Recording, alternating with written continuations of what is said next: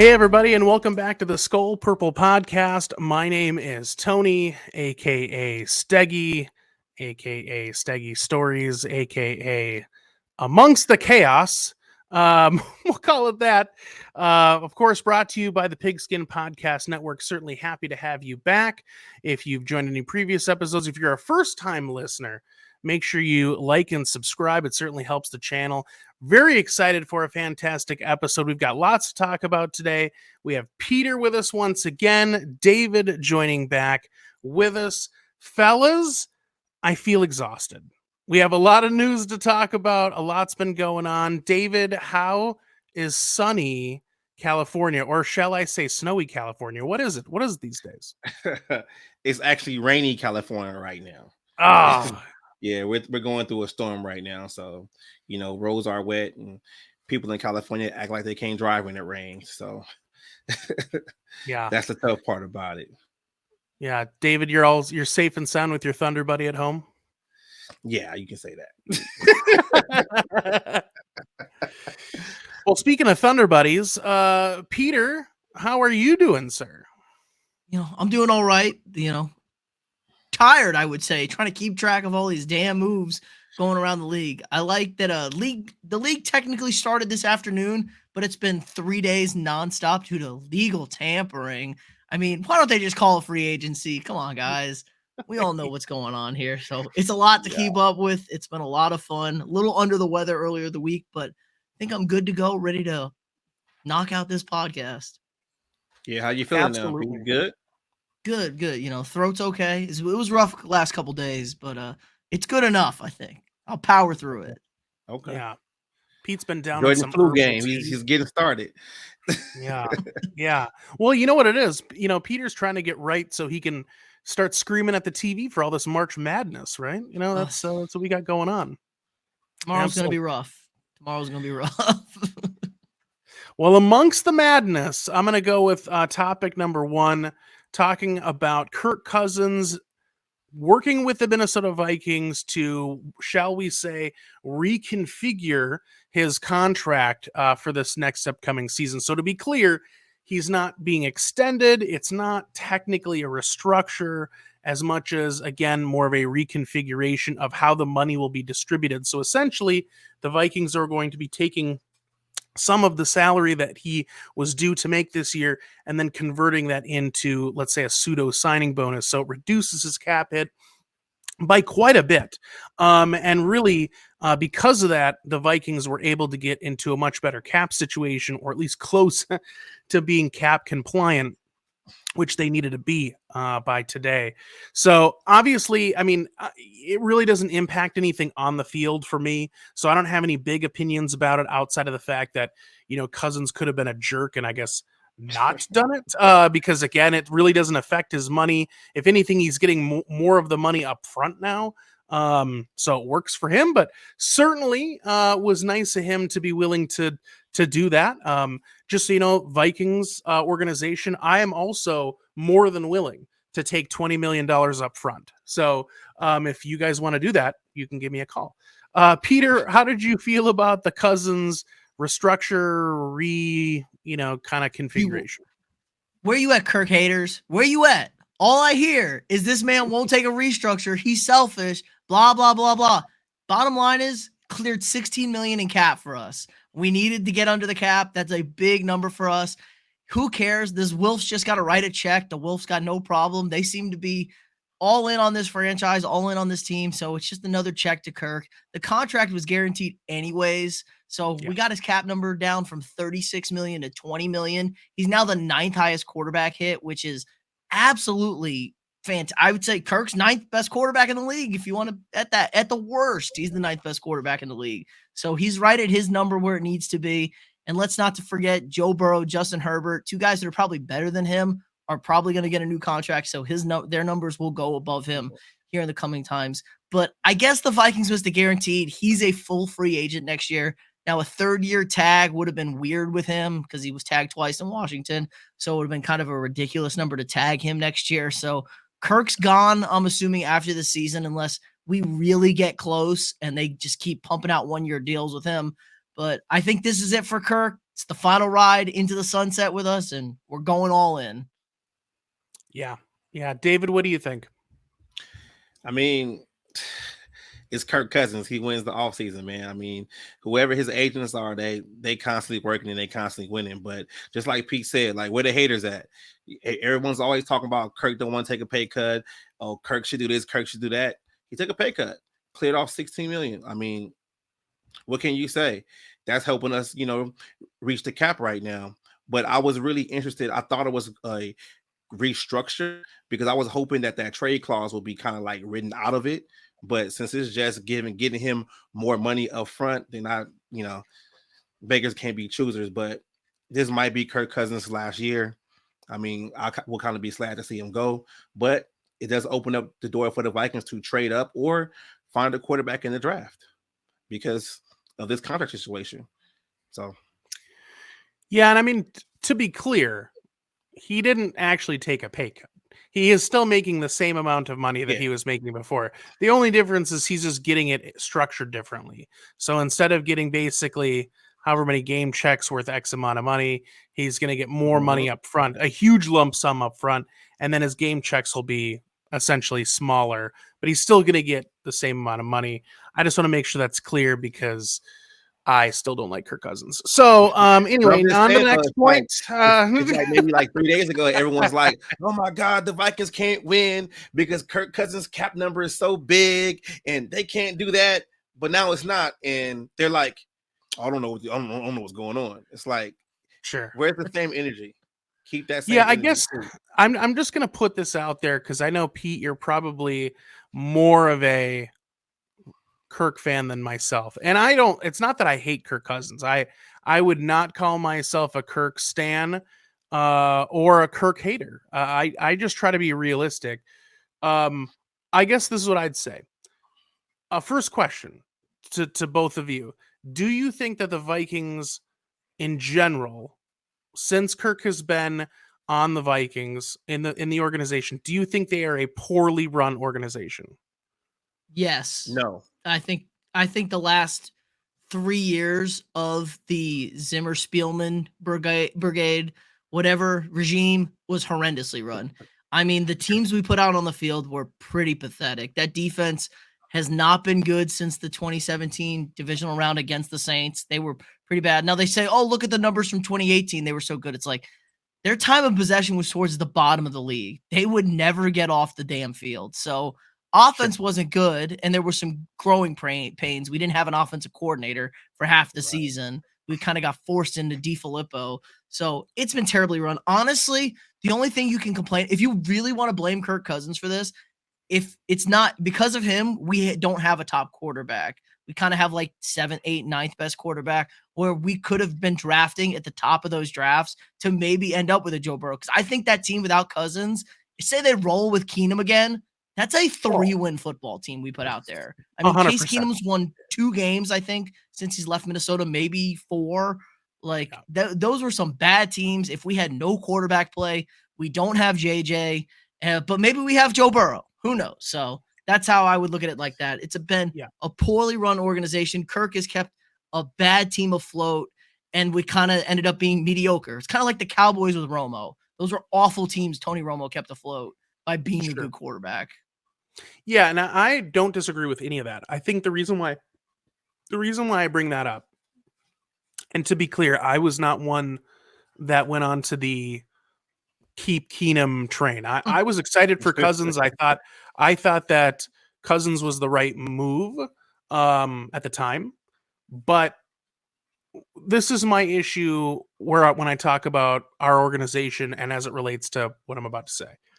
So I see Cousins as maybe, let's hope, Matthew Stafford. Because he basically was Matthew Stafford, or he is right now. He just is yet to go on a team to win a Super Bowl. Incredible numbers every year. Amazing numbers. When it comes down to it, though, can't get it done when you need to. And so, but then he goes to the Rams. They win a Super Bowl. So my knock on Stafford was always not really his fault. I thought the Lions organization was just terrible. So you kind of can't have it both ways. Either he can't get it done, when you need to, or he's in a bad organization. It can't be both. You know, those things are kind of mutual. I mean, I guess they could be both. But I think if you I love think the Kirk, then you Lions have. were both. I think if you love Kirk, then you have to go. The organization isn't great. And I think if you think the organization's great and nothing's wrong there, then you can say Kirk Cousins is a good quarterback. He's not great though. And then what keeps him from being great, and I'll keep saying it, is when we need him the most, he's gone. He's like, I love Kevin Garnett. I'm a big basketball guy. My biggest knock on Kevin Garnett, when the game's on the line, he passes.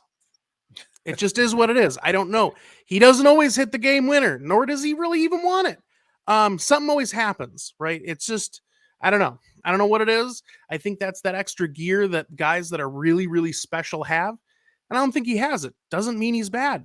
You know, he's like Phil Mickelson. He's not Tiger Woods.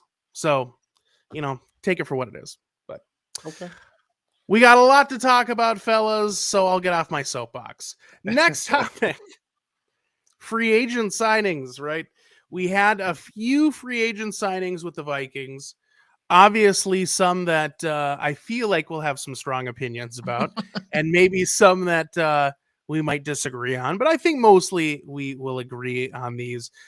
First signing we have on the docket to talk about today is going to be the Josh Oliver signing.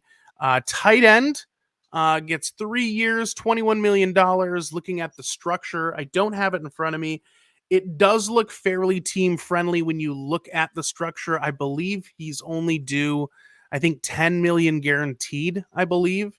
Sounds like Josh was a bit more of a blocking tight end, coming over from the Ravens. Obviously, you know, in that offense with Mark Andrews really being the dynamic pass catching tight end. However, I certainly have spoke to a few people that were aware of Josh Oliver coming out of college, and they told me that this guy's got some catching ability too. He's good size. He ran a great 40 at the combine coming out of college. So we'll see what they want to do with him. Sounds like this is going to put us in a position to run a lot more 12 personnel.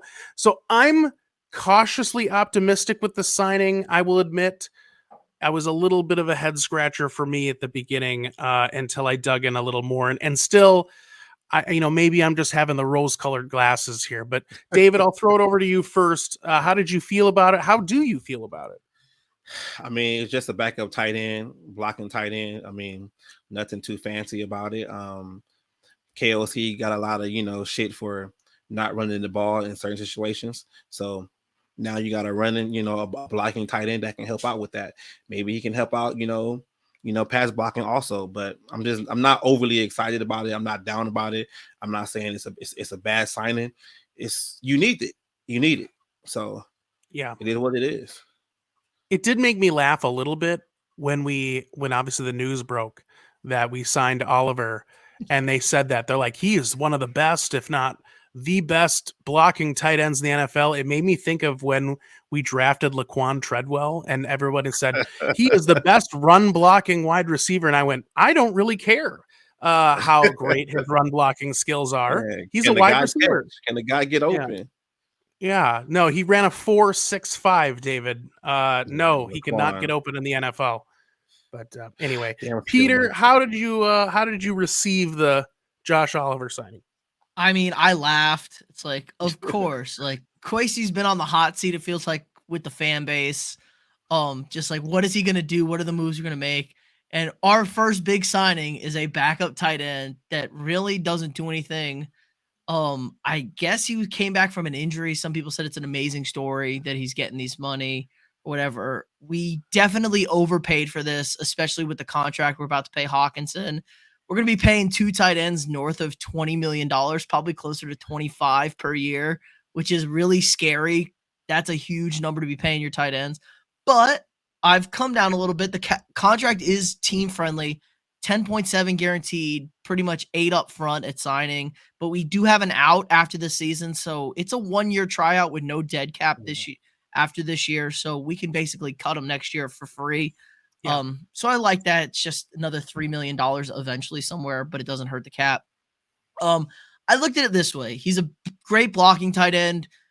The Rams KOC kind of offense relies heavily on slip tight ends that can block.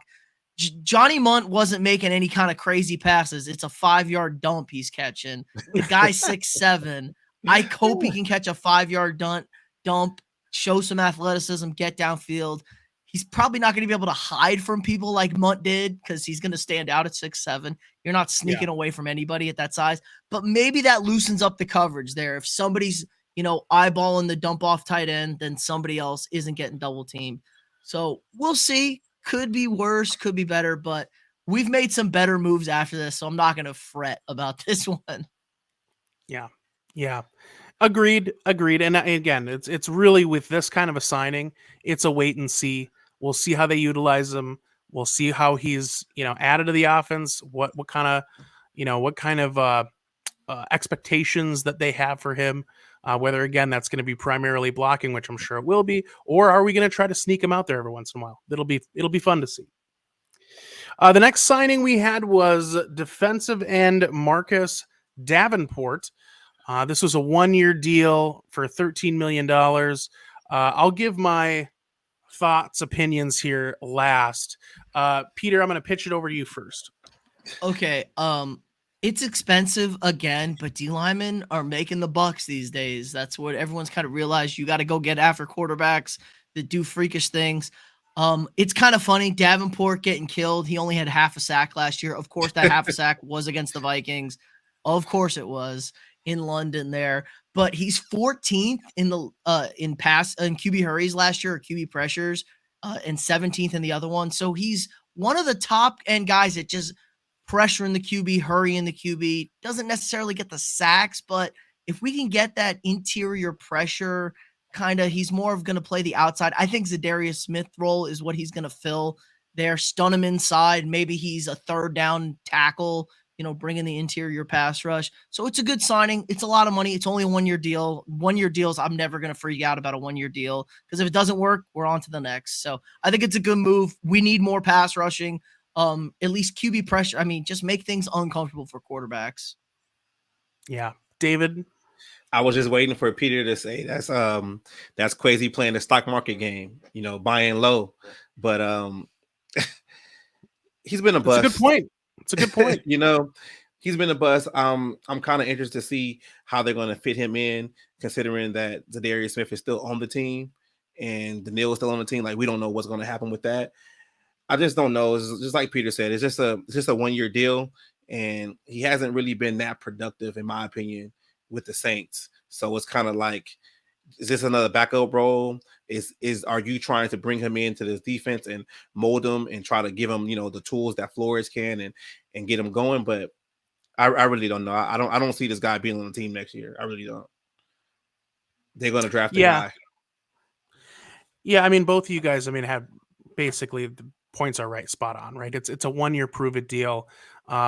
Essentially, to David's point, he's been, for all intents and purposes, a bust. I mean, he was a first-round draft pick that the Saints traded traded up to get him. Yeah, they traded up two to get him. Two firsts to get him. Yeah. Right, they traded two firsts to get him. I think it's one of those things where it's a guy where we're trying to see if there's an upside there. Clearly that there's talent. There's talent that's there that wasn't there in college.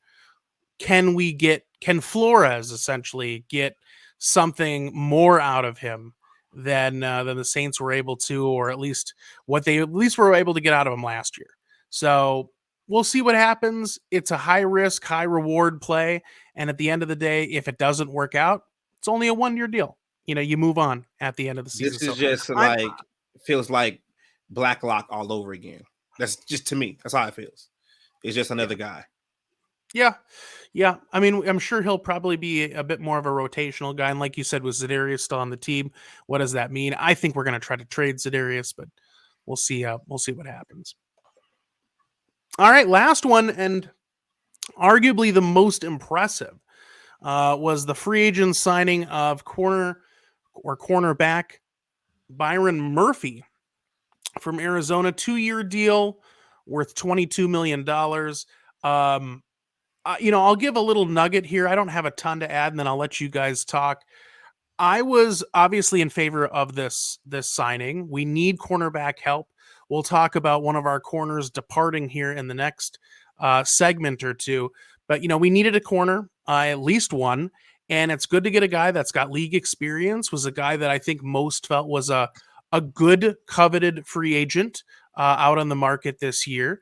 And I would say most felt he would go for more than what we were able to sign him at. So happy to see the Vikings playing not just fast and loose with money, because certainly we're in a tight cap situation, but able to sign a guy that probably could have demanded a little more somewhere else. So I think that might speak to the health of the organization as well. So good for that. But yeah, very happy with that signing. I think it's great. Certainly put a smile on my face. David, I'll pitch it over to you first. It's a cool signing. I'm just curious to see where he lines up because he plays the inside and the outside. And for the money that they're paid him, that you don't pay that for a slot corner. So I hope he plays the outside. And with Andrew Booth and Caleb Evans and all, the other guys on the team that play cornerback, he's a starter right now. It's just weird to say that he sent Patrick Peterson away with the Cardinals, and then he sent Patrick Peterson away with the Vikings. That's just kind of weird. It's just hilarious to me. But we're gonna see. The Vikings need a corner, a true starter that knows what to do. But I really want to see if he's gonna play the outside or the inside, because then it's gonna determine how that contract should have been going. Yeah. Peter, what did you think about the Byron Murphy signing? Okay, so the contract number is great. Honestly, he was the number 2 available corner. I think consensus-wise, before the Slay was cut, Bradbury would have been the number 1, and Bradbury got a much bigger deal. I mean, 3 years, $38 million for Bradbury to re-sign in Philly, and we're looking at 2 years, $22 million for the second corner. Essentially, I think he was like the 25th overall free agent according to NFL.com. So it was a good signing. It was cheap. Lots of jokes. He doesn't have to pay for his meals anymore, so he could take a little less to come to Minnesota. It's kind of weird. He is the vet guy. He's 25 years old. He's now the vet presence we've been looking for. He's going to play the outside. We have a bunch of young kids that are broken, so they got to get healthy, and they got to figure out he's going to be our number 1 corner next year. I don't see, unless we draft a corner that really proves it in camp, I still think he's the number 1 corner.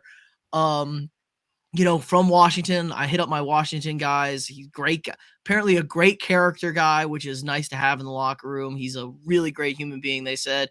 Had some big games. 2 of Cooper Kupp's worst games were against him when he was going crazy 2 years ago against Murphy. Lockdown. He shut down DK Metcalf this year. So he's done a pretty good job against number 1 receivers. Now, what's the defense going to look like? I trust, that we're going to put him in the right spot to make the plays. He had the game-winning touchdown against Oakland, or he forced that fumble, or Oakland, Vegas. Geez, sounding like an old man now. But so he makes plays, which is what you want to see. He wasn't graded very high on PFF, but PFF's all over the place on who's good and who's bad. So I take that with a grain of salt.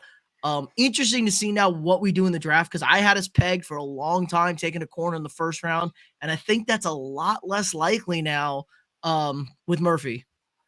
Yeah, it certainly is going to it will be really interesting to see how these free agent signings, maybe outside of Oliver, is going to impact how we draft. Because as you mentioned, and especially in the early rounds, I really felt like corner was going to be probably priority number 1. And they always like to say we don't draft for need. You always blah blah blah blah blah. At the end of the day, if you're not at some point drafting for need, you're not doing your job, in my opinion. If you've got a Hall of Fame quarterback and running back, I'm pretty sure we don't need one of those, right? But it'll be interesting to see how it impacts the young players they bring in. And certainly it's going to be interesting to see if they stay at 23, whether that be going up or down. I think, in my opinion, it might push them if I'm looking in my crystal ball here, it might push us to maybe trade back to accumulate more picks. But again, it's all going to depend on who's there, who's our trade partner, etc. if we acquire more picks. We don't like to acquire picks trading back. We just like to give them for free. You know what, Peter? No, I'm just kidding. All right, next topic at hand. Obviously, we did have some Vikings that were re-signed as well, having some familiar faces back in purple next year. I'll just kind of run through the list here. Obviously, if you don't have any strong opinions, we'll just kind of move through these as we go. Some were some bigger names than others, but we'll just start at the top. Obviously, getting Garrett Bradbury back. My personal opinion is I'm happy to have him back. He looked like a much improved player last year. Certainly was one of the better offensive linemen outside of our tackles in the interior. Let's put it this way. It was very noticeable towards the end of the year when he was injured and out. Let's put it that way. And so that told me like, oh boy, like this guy, we either need to bring him back or we need to find a replacement because whatever we have right now without him wasn't looking too good. I know he was injured again towards the end of the year. I think that playoff game he was maybe not going to play. I think he did. And it just, again, I think if it's not a playoff game, he probably sits again because he was pretty banged up. So I'm not going to hold his feet to the fire too much for that. Obviously not a super small cap not cap, but super small contract that we gave Bradbury. I don't know if that was exactly what you'd call team friendly or a hometown discount, but at the end of the day, I'm still for it. This year it feels tight. Next year the cap is going to be in a lot better shape for us. So I'm fine with it. I'd like to hear your thoughts. Peter, why don't we start with you? We need a center. I mean, it was a nice surprise. Bradbury was like, oh my God, like Bradbury's not a liability anymore. Like it was very pleasant. But we gave him a lot of money for the last action we saw. He got punked all afternoon by Dexter Lawrence, all game, up and down the field. Probably lost us that playoff game from the offensive side of the ball because he couldn't stop a nosebleed, and it was bad. So it's a lot of money for a guy who was really bad in his last appearance. Like you said, maybe he rushed back a little bit. We don't know. It's just there were some other centers out there that we probably could have gave comparable money to that are about the same, if not better, than Bradbury. So, woohoo, we'll see. If he keeps trending up like he did last year under the new staff, I'm all for it because that was a very nice improvement. Got to stay healthy. He's an undersized center. Keep feeding that man cheeseburgers. Keep getting his ass in the gym. Yeah, he needs those cheesy gordita crunches. You know what I mean? Yeah. David, how you feeling about the Bradbury re-signing? I mean, I'm cool with it. I think it helps the offensive line up because the best thing for offensive line is continuity. You kind of know what the guys are doing on the side of you. You kind of, know their tendencies and everything like that. So it's cool, but I just don't like the fact that he balled out this year because it was a contract year. And then the playoffs, he kind of got pushed around a little bit. That's a question mark you got to look at because a lot of players do that to where they have that added advantage to try to be really, really good, in a contract year just to get that contract. So I just want to see how he starts these first couple of games when he comes back. And if he starts getting pushed around again, we have a problem. We are going to have a problem because, hey, we already know he's an undersized center. And some of the pass rushers guys, like he can't counter it. So yeah, let's see what happens. Sure. Well, the next re-signing, I'm gonna probably not have a real strong opinion about, and I would be surprised if you do as well. Is our long snapper Andrew D. Paulo? We re-signed. Obviously, I like the continuity. I'm not going to go and, start texting all my buddies about the long snapper that we re-signed. But certainly he doesn't look like a liability. Sounds like he's definitely getting paid like someone who isn't a liability. So there's that, which, these contracts aren't massive. It just might be massive for the position that he plays. So, David, any strong opinions about the long snapper re-signing? It's the continuity. That's just what it is. Like, I mean, he's a long snapper. He's a specialist. I know the next guy probably on there is probably Greg Joseph. I'm probably skipping ahead, but it's good for Greg Joseph. He has a guy where he knows, where the laces are going to be at all the time. So it's a long snapper. Laces out, Andrew. Pete, how you feeling? Only Kwesi could give the largest contract to a long snapper in NFL history. Like, that was ridiculous. He's 35 years old, too. He ain't some spring chicken who's going to be around for the next decade plus for us. So, whatever. It's crazy. Our special teams continuity, we need it because it's been a disaster. We have new snappers, new holders, kickers can't make extra points. So anything to keep poor G-Money comfortable, I'm all for. If we need to give him a back rub, if DePaula, rubs his feet on the sideline, maybe earn a little bit of that $4 million or so we owe him, I'm all for that. But yeah, it is what it is at this point. He does. I don't know if you knew that. DePaulo actually does rub his feet on the sideline. He uses the good lotion too from Bed Bath and Beyond, or Bath and Body Works. Bath and Body Works. Oh yeah, it's the scented. See, it goes to show how much I know. My wife, she doesn't get that good treatment like Greg Joseph. Well, if you got $4 million, you would be giving it to her. Oh, I would. The foot rubs. I'd be giving foot rubs all the time. Next, speaking of foot rubs, we've got Alexander Mattison. Was a late addition to the list here. As we started recording, has re-signed with the Vikings. Certainly, that's going to come with some implications about the other running back in the room, or one of the other running backs in the room, that person being named Dalvin Cook. Certainly, we don't have any news there yet.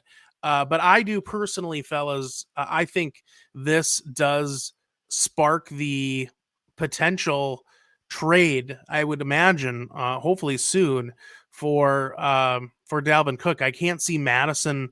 Number one, I can't see Madison wanting to come back to the Vikings to be in some secondary role. I think Madison knows that he's earned the right to be a more featured back. No matter what you think about where he is and his abilities, he is at the stage of his career where he would have interest from teams that would want to show him off in that manner or use him in that manner. So it's my opinion that he is coming back to the Vikings knowing, or at least having a pretty darn good inkling, that he is going to be a more featured back in this offense. So that's where I'm at. I'm certainly all for it, with the caveat that let's see what they do with Cook. So David, where are you at with Madison coming back to the Vikings? I mean, like I said in the group chat, I wanted him to come back pretty bad, and I'm glad to see him back. I like the way he runs. I mean, he has better hands than Dalvin, but I don't think this means Dalvin is gone, though. I got this weird feeling that Dalvin is probably still on this team as some kind of weapon or whatever. But I think Alexander Mattison coming back to the Vikings is actually a smart move for him, because look at what the running backs are getting in the open market. Saquon got franchised and he's only getting $10 million. So running backs aren't breaking the bank anymore. So you might as well sign back with a team that you're familiar with and see what's going to happen there. Cook will probably be gone, not this year, but next year. Then Madison can kind of step into that role. But then, he'll be on the second year of his deal, and he's still not going to command a large contract. So it's kind of smart for him to stick where he's at, make more money than what he was making before, and play in the same system, because running backs are not breaking the bank anymore. This isn't Adrian Peterson or Marshawn Lynch and those guys, or CJ Spiller, those guys who were breaking the bank. And sad to say, the running back class is tough right now. Only people who's making money is like receivers, defensive linemen, and especially quarterbacks. But running backs, they take a bruising and they're not making a lot. Yeah. Pete, how you feeling about Madison back in purple? So I'm 50-50 on Madison. Watching him run last year, it felt like he totally threw off the tempo of the offense when he would come in for some drives. And now that could just be a factor if he wasn't getting the touches needed. Running backs got to get touches to get into a rhythm to run the football. And he wouldn't. And it felt like the drives he would be in, he would be bad. Now, obviously, he runs through tackles, unlike Dalvin. Dalvin goes down way too quick. Madison's got to work on I feel like finding the hole. Sometimes he'll run straight into a guy instead of hitting that cutback, and he's out the gate. The money tells me we're probably moving on from Dalvin. Dalvin, getting rid of him, I shouldn't say getting rid of, trading or moving on from him saves about $7 million, and that's about what you're paying Madison. So you become a net neutral there on your running back front. You've shed a lot of cap overall. I think Madison could have gotten probably a better deal. A lot of teams were interested in him being a starting back. I think teams were upset that Saquon and Josh Jacobs got franchise tag, David. I think teams wanted to spend money on those two. They wanted to break the bank for those two guys, but they're not available, and everybody else is a significant tier below that. Right. I don't see how Madison comes back without getting a guarantee he's going to be the feature back. I also think they really, really like the backups that we have, Kane, if it be Kane in the passing game, or if they want to give Chandler a featured spot, I think they really like Chandler too. So I think you trade Dalvin. Miami's got, it feels like Miami wants him. It's a hometown kid. Now maybe Buffalo wants him also. Get a cook backfield. I think you can get value for him. Get a 3rd round pick. I'd be ecstatic. We need draft picks. Need draft picks to start and build this roster back up, because they pretty much gutted most of that defense so far. So I'm okay with it if Madison's a starting back. Our offense doesn't use running backs. Like, let's just be simple. Like, we don't run the football. And if we do, it's just to keep people honest. This is a passing offense. Shit, I'd be more comfortable sometimes going 5 wide. Just screw it. Let everybody know we're throwing the ball. Cover us. Find 5. We got 5 guys. One of them could be Hawk. So 4 wide and Hawk. Cover us. So I'm okay with that sometimes. Yeah. It's okay. It's a neutral move for me. I think they are going to run the ball a little bit more this year. I mean, CJ Ham is still on the roster. Oliver is a blocking tight end. You get rid of Thielen where you cut him, release him, and KLC got a lot of gripe for not running the ball in certain situations. And I think they're going to run the ball now. I think CJ is going into that passing game. We saw him of that last week against Chicago. Passing weapon. He caught about 30 passes that game. I thought we were going to see that against the Giants. I really did. Just like to really put a wrinkle in the Giants defense. I thought we were going to go right back to just throw a bunch of passes to Ham. They wouldn't know what to do with it. So CJ is going to the passing game. But I get what you're saying. Yeah, David, you hit it on the head last time. It's going to be the comeback of Jimmy Kleinsasser, baby. Jimmy Kleinsasser, yeah. That's what I thought he would have turned into. I don't even think you needed Oliver if you can just put CJ out there to block. The old bowling ball, you know what I mean? Yeah.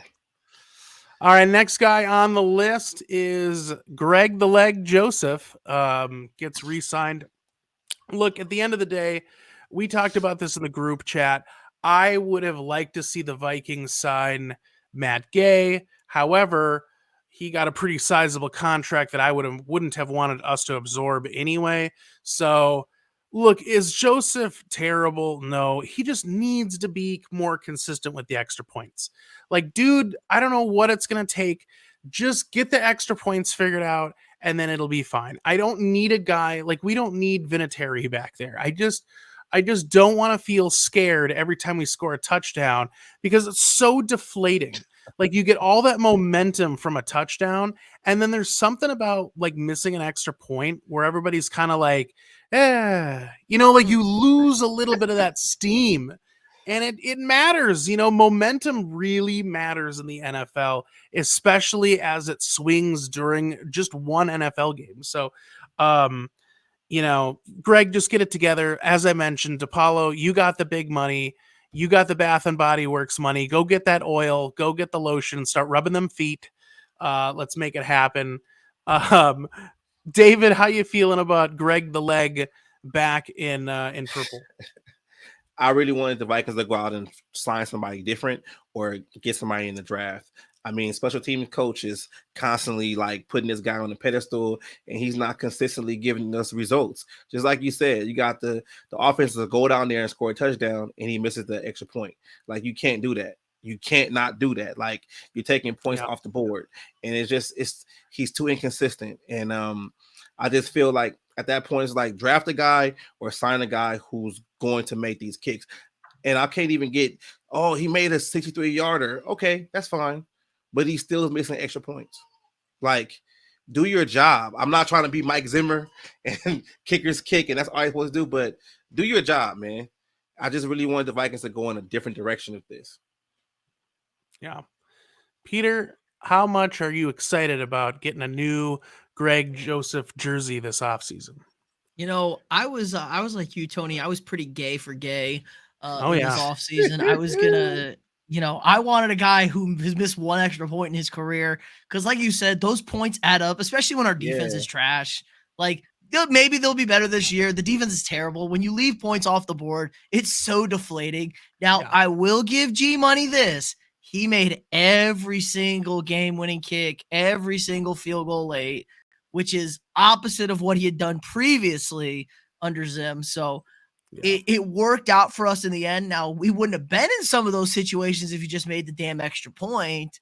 Maybe we just go for 2 every time because we got a pretty good 2-point game going, especially if we practice it.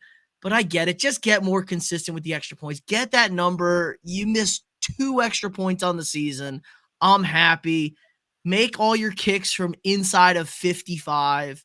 And then we can work from there. If you make every kick 55 indoors, inside, maybe 53 outdoors, it depends. Just make the makeable kicks. That's all I care about. We need a young kicker eventually. Now it's hard to find a guy who's a consistent kicker. We see teams when their kickers get hurt, nobody can find a kicker. So there's clearly not 32 guys that can consistently make extra points and make field goals, which is kind of crazy to think about. And maybe they all play in Europe and play soccer. Those are the only guys we're missing here. So eventually we have to get a new kicker. Maybe you sign a guy this offseason. We saw what Ryan Wright turned into. Now, he wasn't the best punter, but he's the best punter we've had in a long time. So that worked for us. We could have got the guy from Tennessee who broke the record that nobody talks about, was an undrafted. We just hype up Ryan Wright signings. Like, well, the best punter was an undrafted free agent signed by Tennessee. So it's slower roll there, but yeah, we got to do something in the kicking game. Love that we have a young punter. Let's get a young kicker now. But G Money, just make your kicks and we'll be okay. We'll be all right. Yeah. Well, the last guy coming on back here is backup quarterback Nick Mullins. Hey, everybody, just a small break in the action. I wanted to talk to you a little bit about DraftKings. Are you ready for the underdogs, the upsets, and the unbelievable action from DraftKings Sportsbook? The biggest tournament in college basketball is here. Right now, new customers can bet just $5 on college hoops and get $200 in bonus bets instantly. Plus, for a limited time, all customers can score a no-sweat bet during rounds 1 and 2 of the tournament. Go to the app, opt in, and place a no-sweat bet this weekend. If it doesn't hit, you'll get a bonus bet back up to $10. Maybe you're looking at a couple games this weekend. For instance, I'm kind of liking a couple of upsets. Maybe Boise State over Northwestern, or even Utah State over Missouri are a couple that I'm personally eyeing. But again, totally up to you. You can make those no sweat bets. And again, maybe get some bets back up to $10. Make sure you download the DraftKings Sportsbook app now and sign up with code TPPN. Again, that is code TPPN. New customers can bet $5 and get $200 in bonus bets instantly, win or lose. Only at DraftKings Sportsbook with code TPPN. Minimum age and eligibility restrictions apply. Please see our show notes for details. All right, let's get back to the action. I'll throw out my 2 cents and let you guys hash this out. I don't have a lot to say. Really, I'm happy with the signing. Are there better backups out there? Sure. Are there worse backups out there? 1,000%. Mullins is a guy that has starting experience. Now he's got another year under his belt in the system with this playbook. So certainly think you could do a lot worse than Nick Mullins. I'm happy with it. I'm fine with it. David, how did you feel about Mullins? I'm happy with it too. I mean, he's a backup. He's a career backup. I mean, this guy can probably go in there and maybe win a game for you if he has to. I mean, that's what you want in your backup quarterback. And I just really got to give it to KLC and Kwesi by, getting rid of the other backup quarterbacks had last year. look how these guys are panning out. They're not even on teams. So yeah. Sean Mannion was like the worst backup I think I've ever seen in my entire life. I He was like was. watching. It was like, who's back there? Kyle Rudolph? I mean, the guy had cinder blocks for feet. Yeah, And it then makes sense. We wouldn't start Mond against Green Bay because let's start Sean Mannion. But I'm Yeah. okay with Nick Mullins. I would like a young quarterback to be the backup, but if we're gonna carry three quarterbacks, we carry three quarterbacks. If Cousins is old and Bradbury on the off chance does get Cousins killed, Nick Mullins can step in and win us the game. Like Nick Mullins can finish the game. Nick Mullins can win us a game. We saw him beat Chicago. Now Chicago's terrible, but he came in and carved up Chicago. So Nick Mullins has as many passing yards as all these great young QBs. It's actually kind of crazy if you look at his stats. He absolutely tore it up in San Francisco. It's just, if the team around him's good, he's going to be great. Like, he's about as good. He's a high-end backup, I think. Doesn't get enough credit. So if Cousins does get killed, he does start breaking down, Nick Mullins can come in and win us games. And if not, Nick Mullins is, whatever. And if we do get that young quarterback in the 5th, 6th round that really is a project, good guy to have in the room. He's a veteran at this point. Yeah, absolutely. Absolutely. Well, we did have a few Vikings leave in free agency. A couple of guys that obviously will run through here had left, departed, that I think we may have felt that, could potentially get re-signed or not, depending on various different reasons. But the two big names, obviously, we've got Patrick Peterson leaving to go to the Steelers. I am totally fine with obviously him leaving. I wasn't one that was like clamoring to get Patrick Peterson back in the building. Would I have been fine with getting him back in the building? Sure. But I felt as if he added more value as a mentor and as a almost player coach than I did what he actually brought on the field. So for me, it really just came down to price. So with him wanting to move on and go to Pittsburgh, I'm fine with that. Certainly at the heels of that, we signed Murphy, so that makes that sting a little less. Certainly we're getting younger there, and a guy that probably is at a better spot in his career, certainly than Peterson. So certainly sad to see him go from a personality standpoint. I thought he was a great fit for the organization, seemed like a great guy. It sounds as if he also really enjoyed his time as a Minnesota Vikings. So certainly thank you to Patrick Peterson for your service, but I'm okay with us moving on. David, I'll let you kind of start off. How did you feel about Patrick Peterson leaving? I mean, I understand it. He was a little long in the tooth, and he's kind of limited in his ability right now with his age, and he kind of lost a step. But I'm happy he's not, out the league. He has another job, and it's probably another mentor role in Pittsburgh. And I thank him for trying to come in here and trying to help fix this defense and mentor the young cornerback room. So it's cool. He's a good guy. It's cool to see him go somewhere, Yep. Peter, how many letters of hate mail have you written to Patrick Peterson? No, honestly, it was surprising when we first signed him. Vikings never signed guys like that. So, future Hall of Famer, probably just kind of a big name. Obviously got kind of revitalized last season. One of the few people in the worst defense ever who found his stride, kind of fit better. He doesn't have the speed anymore, but it was good. It sounded like we wanted to bring him back. Pittsburgh gave him a pretty nice contract, probably. They need a lot of corner help, so he's probably going to be filling in, honestly, in Pittsburgh.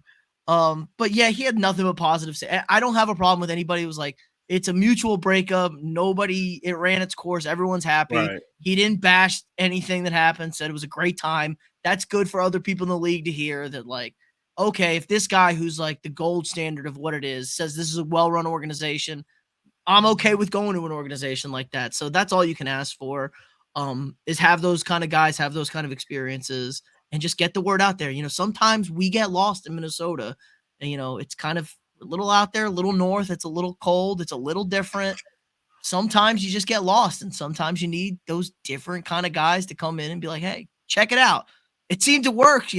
We did just land a kind of nice corner prospect, so nothing but positive things for Pat P, but way too expensive to bring him back. Good for him to get another payday.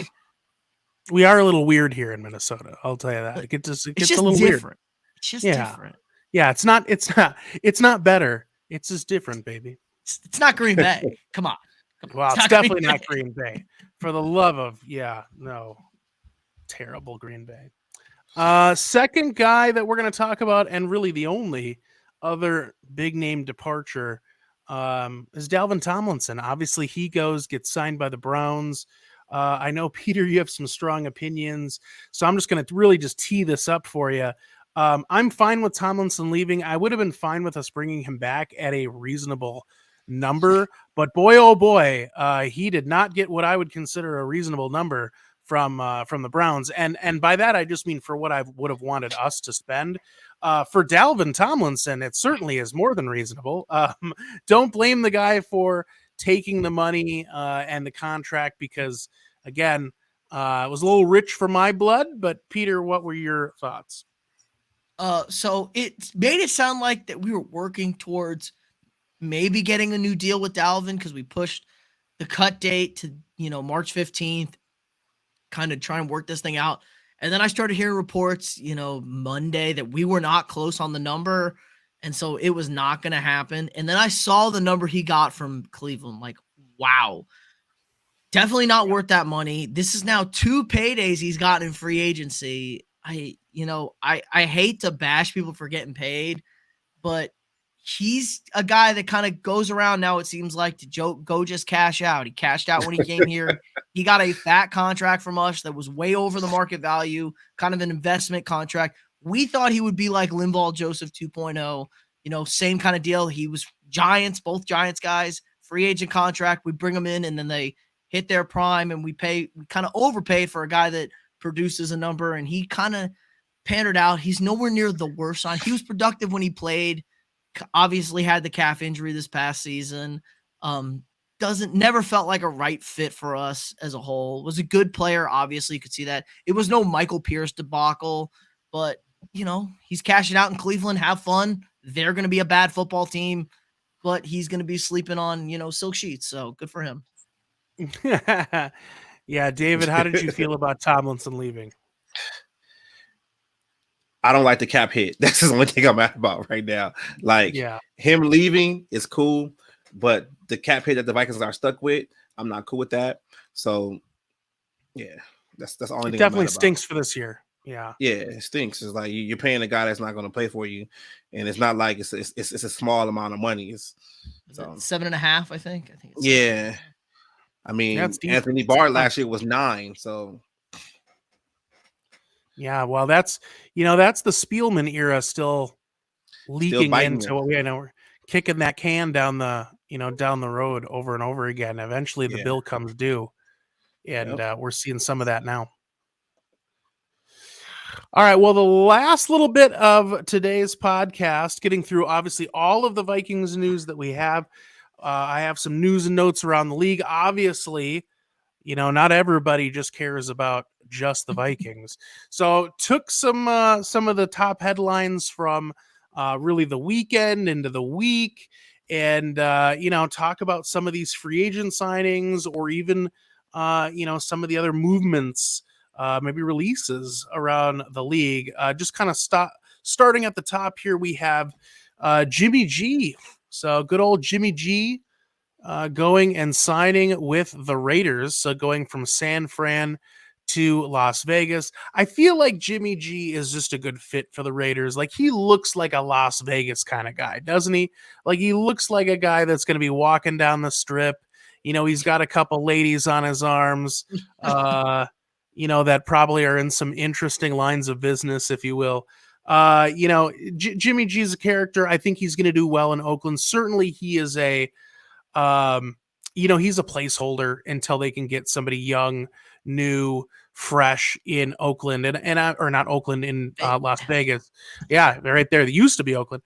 But really, he's going to be there to fill the gap until they can kind of start over. I mean, in my opinion, of course, they're going to look to be competitive enough to still put seats and butts. Seats and butts, butts and seats. Yeah, not seats and butts. That's what we talked about with Jimmy G. But I think more or less, he is there as a a placeholder for them until they get somebody new. The other aspect is that it is Vegas, so it's a transient type of city. I have a feeling that most of the fans that go to those games are probably not Raiders fans. It's a lot of fans that are coming from, because like if you're a Vikings fan, who wouldn't want to go out to Vegas for a week and cap it off with a Vikings game in Vegas, right? I see a lot of their home games that way. So they probably don't have to worry quite as much about being like competitive year in and year out as far as like revenue. But it's a fine signing. I'm certainly fine with it. I don't hate it for any of the parties involved, for Vegas or Jimmy G. Peter, how do you feel about it? Do you have any strong opinions? I mean, he's Jimmy GQ, baby. Of course he's going to be rocking down the strip. He fits Vegas fine. Honestly, Vegas feels like they do a pretty decent job with their home crowd. It's not like the Chargers or it's everybody from out of town. So, little fan, a decent-sized fan base there. It's not the longest driving. Decent, man. Decent in Okay. It's Vegas. not like Oakland. also- Come on, David. No, yeah, All right, you Oakland guys was gotta hard. understand I'm on the West Coast. So But it's an easy drive, though. Them LA fans, all the Raider fans are in LA, so they're heading out to Vegas. Yeah. Raider fans travel. Yeah. But I think it's a decent fit. Obviously, been in the McDaniels offense before, started in New England. Like, Yeah, it's the fit. This now gets very interesting. I might have to stir the pot here a little bit. That 7th pick is now wide open for somebody to go up and get a quarterback. I think I have a sinking feeling that might be the move the Vikings are planning on making, to move up to 7 and go draft Will Levis out of Kentucky. It feels like it's trending in that direction. The Raiders don't need a quarterback now. I don't see them taking a quarterback. Jimmy G got a 3-year deal. Jimmy G's made a lot of money, feels like he underperforms a lot, but the man only wins games. He just wins. it's true. Al Davis would be very happy because it's just win, baby. And that's all Jimmy G does. He plays terrible. He looks terrible, but he finds ways to win football games. So it's make it or break it for Josh McDaniels. I think he's on very thin ice, and that's why he went and got Jimmy G, because he knows he's got to win now, and he can't draft a young guy and kind of hope it works out. He got rid of all his real estate last year with the debacle of what they were, blew all those leads, really did Derek Carr wrong by the way they ended that thing. So I think he's on thin ice. Jimmy G, maybe he can save Vegas. I think Jimmy G kind of flames out, honestly, and the Raiders are a dumpster fire again. Yeah, we forget how good the 49ers roster is. And I'm not, look, no disrespect to Purdy, but come on. Like, you got a guy like Purdy coming in, and people are going like, is this guy like the next Tom Brady, unsung hero that comes out of nowhere in the draft? And he might be, but look, there's something to be said about that roster and the way they run that team, where they can make about almost anybody look pretty darn good. But you're right. I do think that Garoppolo will be fine. Ultimately, I do worry because that Raiders team looked like a dumpster fire last year. So, David, how you feeling about male model Jimmy Garoppolo going to Las Vegas? I mean, I lived in the Raiders household my whole life. My dad, uncle are big Raider fans, so it's good for them. I like Jimmy G. I really feel like McDaniels is reaching, because he wants to recapture that New England thing right now. They just signed, Jacoby Myers. He's familiar with him too. So sure. I just feel like it's a good fit for them. They still might draft a quarterback in the first round. Jimmy G's a winner. I mean, it's the Raiders, man. So yeah. Can't necessarily argue with that, David. Yeah, and just to clear it up, they like out here on the West Coast, like that is what it is out here. It's Raiders, it's Cowboys. So it's like those Raider fans, like they're going crazy right now. They feel like they won a Super Bowl right now. They probably do just by signing one guy. But that's how Raider fans roll, and it's just like I deal with them, but they're like I feel like their fan base is kind of like either win or lose is Raiders, baby. And it's like you got these Cowboys fans, when they lose, you can't find them. It's like Niner fans, but Raiders, win, lose, or draw, they're gonna always support their team. Yeah. Are they better or worse than Packer fans, David? They're better than Packer fans. Yeah, that should just go without saying. Yeah. the worst out here is probably like those San Diego fans. And I'm going to still call them San Diego. I'm never going to call them LA.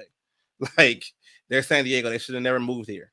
The Raiders should have been a team to move to LA, not San Diego. Well, the next talker we've got is a household name. Really kind of signaling probably, if not the end of a career, boy, we're really starting to count our days, months, years here. Big name, Ezekiel Elliott gets cut by the Cowboys. I have to admit, fellas, not super surprised with this move. I certainly watched enough Cowboys games last year and thought to myself, this guy, we talk about tread on the tire with these running backs.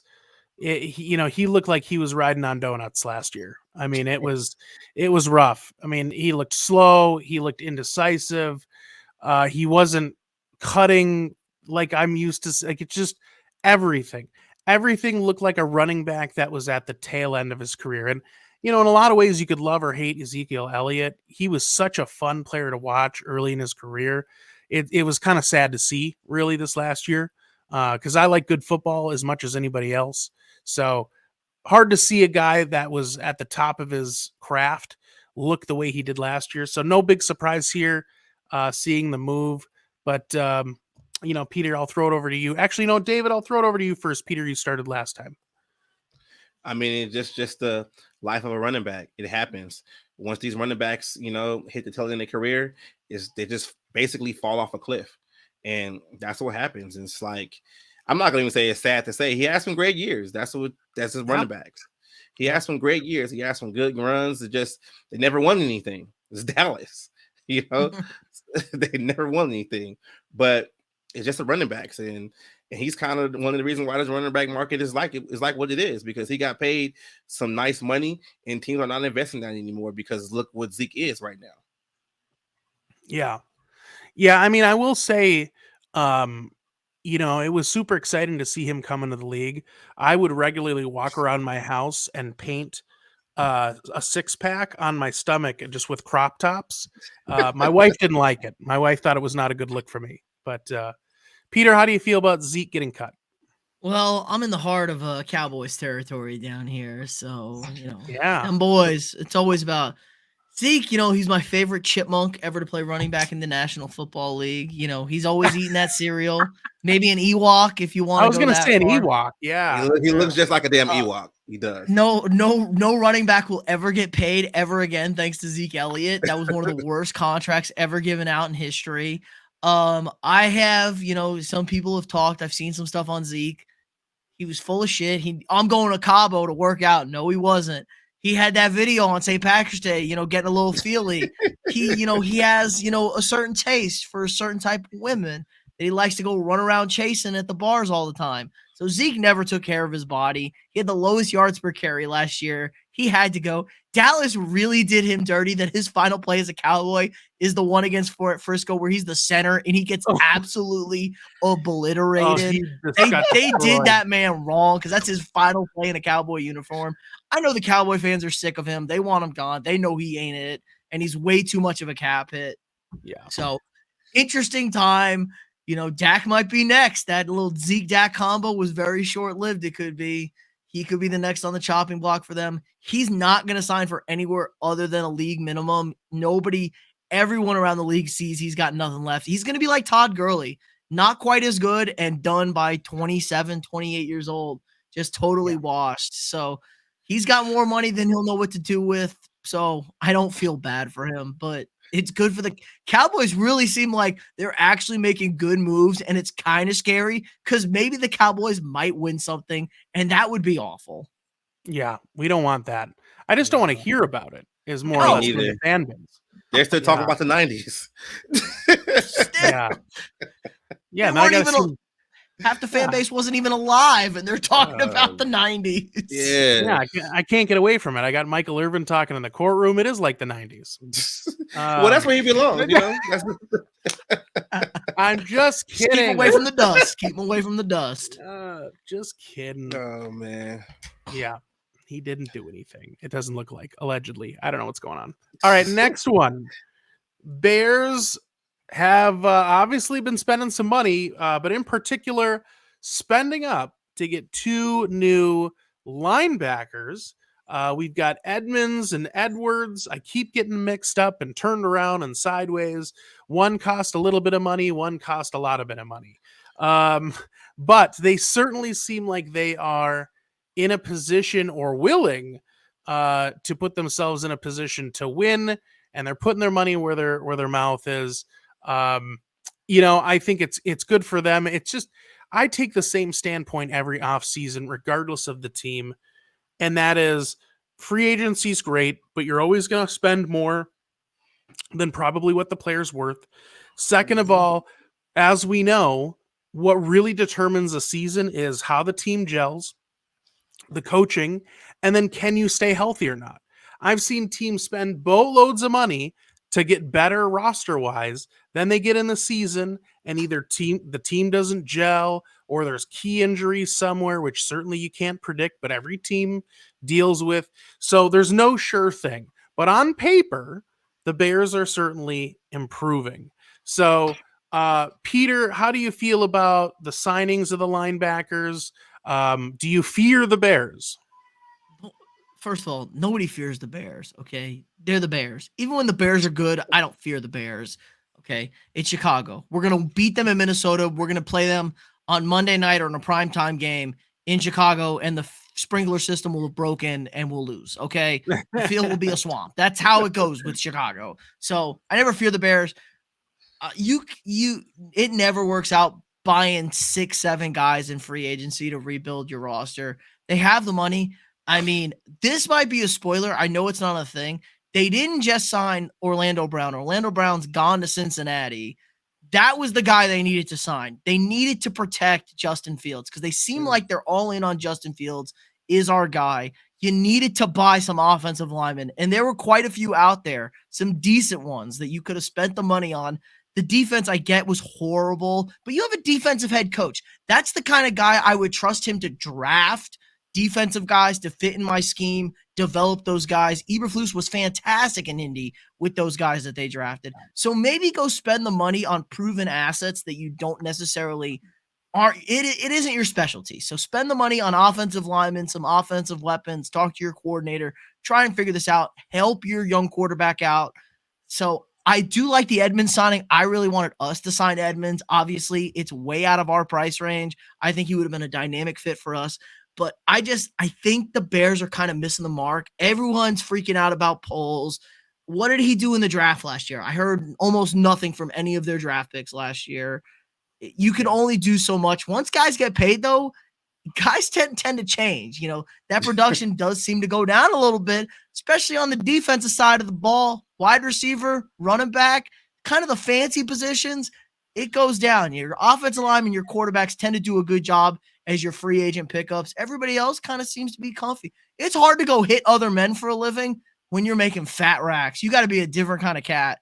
And not everybody's like that. Yeah. So it's a big risk. Like Aaron Donald enjoys hurting people, I think. So you ain't worried about paying a guy like that. Other guys, maybe not so much. So I don't fear the Bears. The Bears are going to finish maybe third, maybe second, maybe Minnesota's terrible next year. I don't think so. They're still third. Maybe they finish ahead of Green Bay. Congratulations. I still think this is a 7-win team at the absolute max. So no, I don't fear the Bears. Yeah, they can't all be James Harrison's. I feel like he was another one. It would not have mattered. You could have paid James Harrison $1 billion a year, and he still would have wanted to go and break somebody's torso. Yeah. So, love James Harrison. Shout out James Harrison. David, how are you feeling about, Chicago? Obviously, they've signed these guys. Are you feeling still pretty comfortable as a Vikings fan, or are you starting to feel them breathing down our neck a little bit? No, because this is a quarterback-driven league, and they didn't really make a lot of moves to help their quarterback. They think just because they traded for DJ Moore and they traded for Claypool that they're going to actually help out Justin Fields. No, he's constantly still running around the whole time because he doesn't have any protection. Like, protect your quarterback. And the last couple of weeks of the season, he barely played because he was hurt, because he was running around. Like, you drafted a quarterback that high. You keep saying in the media that he's your guy. Well, I don't believe you, because you spent a lot of money on linebackers. You shouldn't have spent it on an offensive line. You shouldn't have got a better tight end. You shouldn't have got a better running back for him so he can hand the ball off more and not run the ball. I mean, DJ Moore is he's a nice receiver, but he's going to get double teams because Claypool is not a good receiver. Like, the guy got run out of Pittsburgh. So do you really think that duel of a receiving core is going to help out Justin Fields? It's not. The best thing to help out Justin Fields was an offensive line and a consistent running game. Spending all that money on 2 linebackers doesn't help him out. It doesn't. So if he's on his back this whole year, it's your fault. Yeah, I couldn't agree more. It's really just going to as you mentioned, it's going to depend on the maturation of Fields, how that offense is going to be able to evolve, and ultimately how Fields evolves as a passer. Right? We know his ability as a runner.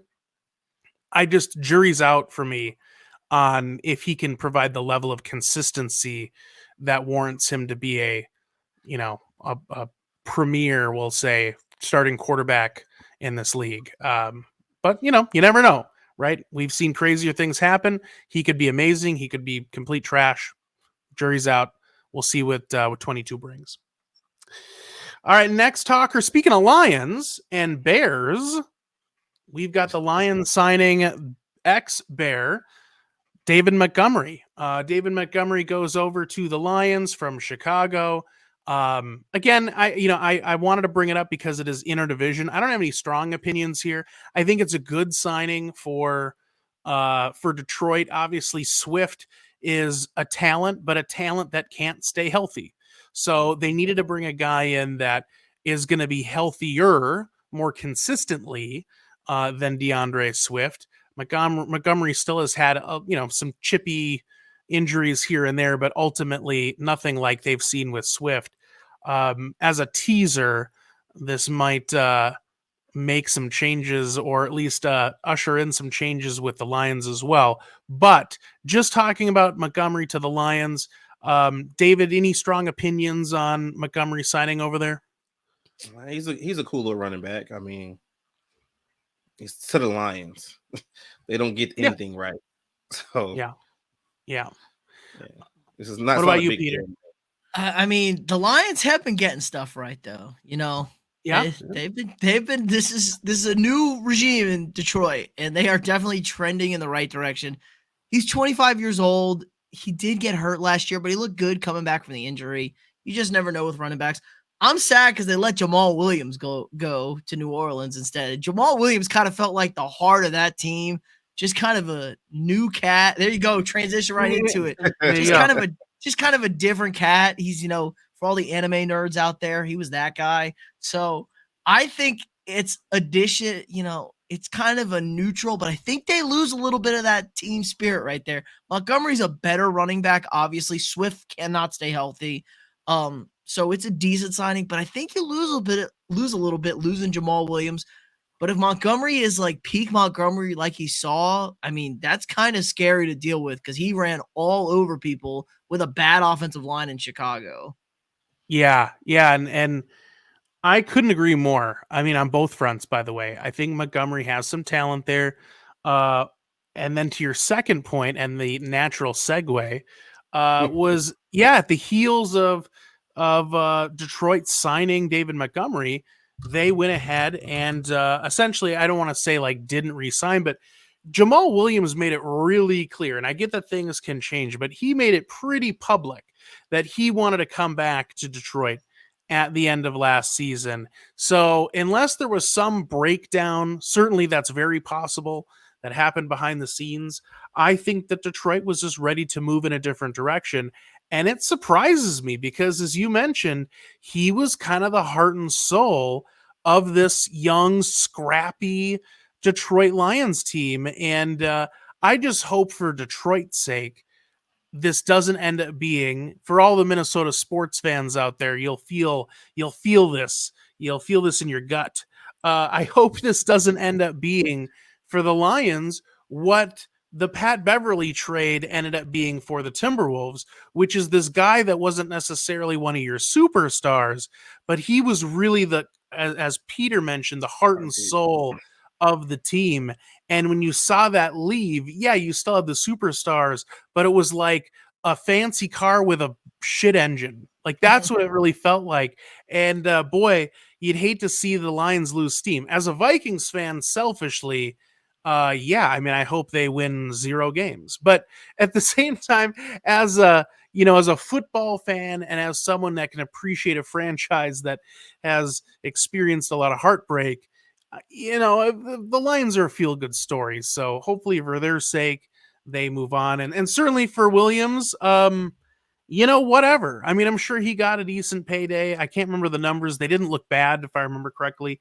And he gets teamed up with Derek Carr, so that's a thing. But good for them. It'll just be interesting to see how it plays out as a roster dynamic. Like, honestly, I'd root for the Lions. Like, if the Lions were in the Super Bowl, I would kind of like root for them because they're like, it's a pain. They felt the pain like we felt. Like, I don't have disdain for the Lions like I have for the Bears and the Packers. Like, I have disdain for those teams. The Lions are always kind of like, man, they're pretty pathetic. It would be nice if they could win. Now, I would get sick if they actually won the Super Bowl before us, but yeah, nobody hates nobody hates the Lions. Let's be real here. If you hate the Lions, you got other problems in your life. Go check yourself out. Yeah, if you hate the Lions. If you hate the Lions, you probably would beat up a homeless guy. Chick puppies. Like, come on, man. Exactly. All right, second to last talker of the night, fellas. Before we get into this one, just want to remind everybody that's watching us on YouTube, make sure to like and subscribe to the channel. It certainly does help out quite a bit. Don't forget to leave your comments below. We do love looking at the comments, and as I've mentioned before, if you give us a really good one or a great question, we might actually make a video about it. We've been known to do it in the past, so do appreciate all the support. For those listening on Apple and Spotify, it'd be fantastic if you gave us a download, a subscribe, and leave us a rating. Again, certainly helps the channel. So second to last talker. We got 2 left, fellas. Second to last talker, Darius Slay. So Darius Slay sounds like he will be released by the Eagles. Obviously, big name now. Hitting not so fast. Ooh, we got breaking news. Corso. Not so fast. Darius Ooh. Slay, according to Adam Schefter, expected to stay in Philadelphia now. Just 10 minutes ago. Wow. Look at that. All right. Not so fast. So Slay is not going anywhere. His wife tweeted out, "We here, baby," with a green heart and a bunch of eagle emojis. Looks like he is staying put. It's wild news. Let me tell you something. I didn't want him anyway. No. Well, we're just gonna keep moving right along, baby. We have the last talker of the day, fellas, and it is a doozy. So Aaron Rodgers says he intends to continue to annoy everyone. Now, Aaron Rodgers says today on the Pat McAfee show that he intends, in quotation marks, to play for the Jets next year. Certainly the saga has gone on for, it feels like an eternity. There was a list that, got leaked or came out about these, this wish list that he had about players that he wants. Basically, what he said is, hey, in Green Bay, they weren't giving me enough weapons to work with, and I hate it there. And then he says, I'm going to go to the Jets. Could you get me all the weapons from Green Bay? Sounds like Mercedes Lewis, Alan Lazard, and Randall Cobb may be Jets sooner than you know. It sounds like Lazard has already been confirmed as signing. So certainly we don't know what's going on. All indicators point to Rodgers going to the Jets. I'm just sick and tired of it, fellas. Can you just go to the damn Jets? That's where I'm at. David, we'll start with you. How far off of the deep end are you? Are you just clinging by a thread listening to all this Aaron Rodgers stuff?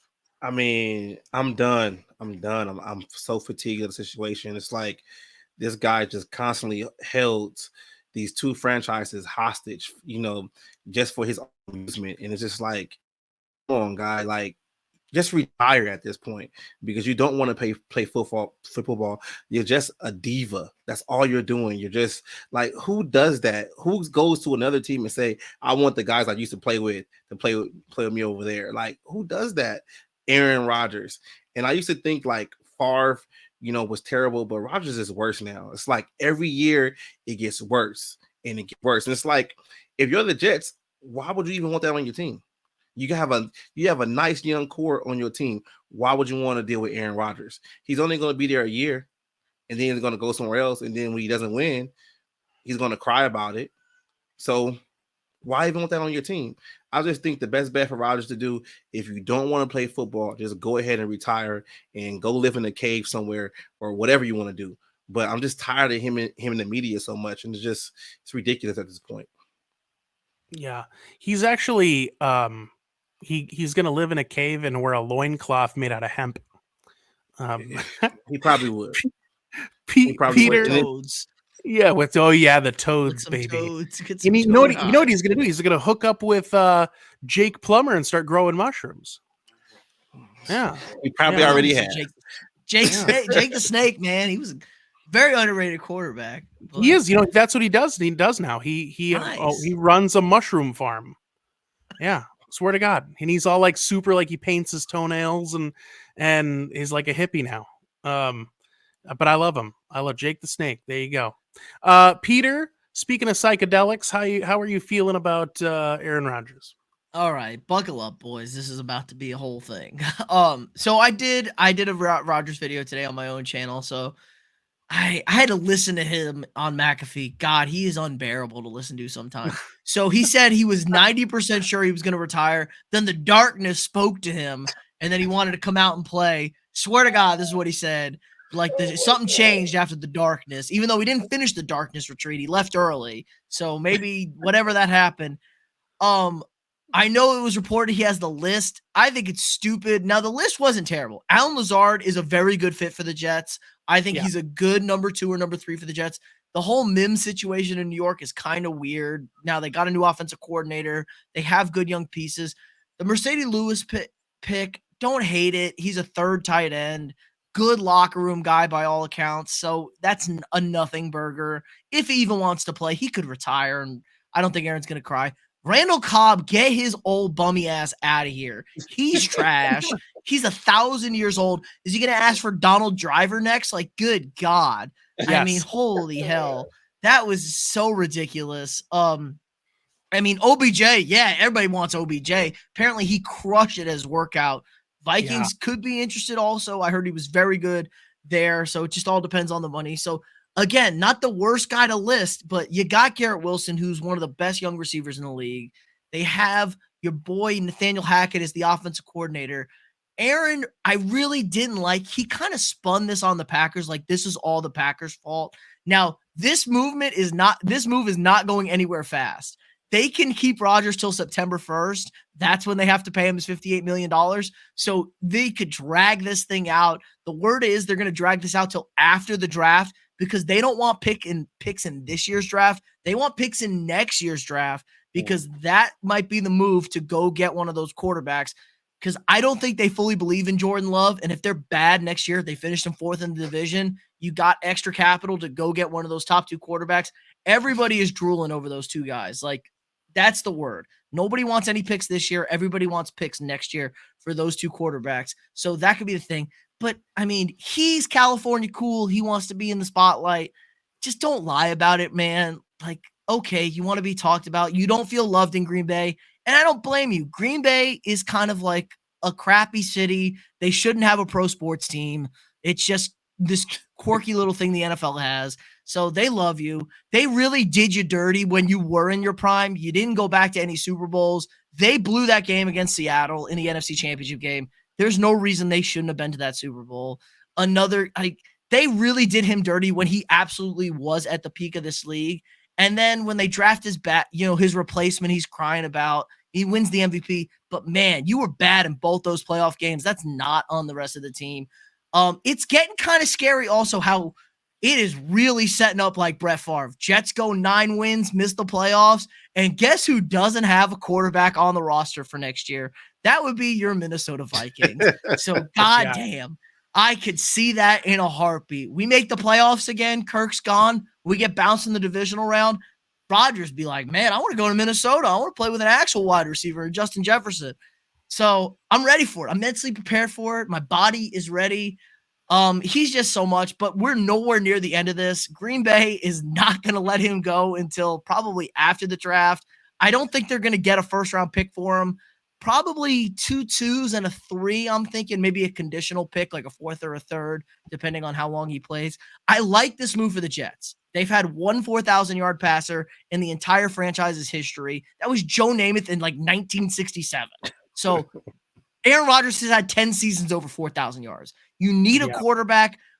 Saleh knows he is going to get fired if they miss the playoffs this year. He's been there 3 seasons now. They got a great young team. You got to cash in now. And they got the quarterback. Like, they got Zach Wilson wrong. And that's a really bad, that's a bugaboo right there. That's really bad that you missed on that pick with Zach Wilson. So you have to make up for that. Go all in. You're a dog shit franchise. And the Jets are my AFC team. They are my favorite AFC team, unfortunately. I know a lot of pain for that. So go all in. Go get Rodgers. And I think they're a Super Bowl contender, honestly, with the team they have, because that defense has shut down those top offenses of the AFC. And if Rodgers can score some points with a good offensive core, great run. Breece Hall is going to be back. Nobody talking about him. He was elite before he went down. Garrett Wilson, obviously, and the other weapons. This could be instantly a team that is in the AFC Championship game competing for a Super Bowl. And that would be kind of fun to see, honestly, the Jets in the Super Bowl with Rodgers at quarterbacks. It would make the Packers fans miserable, and I would absolutely love that. Well, Peter, I would hedge to say that the female demographic of 40 plus in the greater New York, New Jersey area says that the Jets got the Zach Wilson pick right. So maybe you should have been reading his playbook and not some, other stuff. He shouldn't have believed them when they said they had attractive cougars in his area that wanted to talk to him. Anyway, I agree. It's a good move for the Jets. Rodgers' talent is undeniable. And even at the stage that he is in his career now, he is very talented. He's a top whatever. I don't even want to say it because then I'm going to get into the numbers, but he's up there, right? It's a good move for the Jets. Obviously, he's really put the Packers in a position where they hold all the leverage, as you mentioned, Peter, and they're going to rake them over the coals as much as they can. And you know what? They can. I mean, it is what it is. It's a business. So whatever. I just don't want to hear about it anymore. So I would appreciate if they would just move it along, as I'm sure we all would.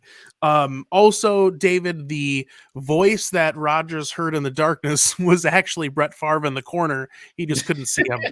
I bet it was. Hiding from the Favre was hiding from the law. He was hiding out in the cave. Dude, prosecution. How'd you know I was in here?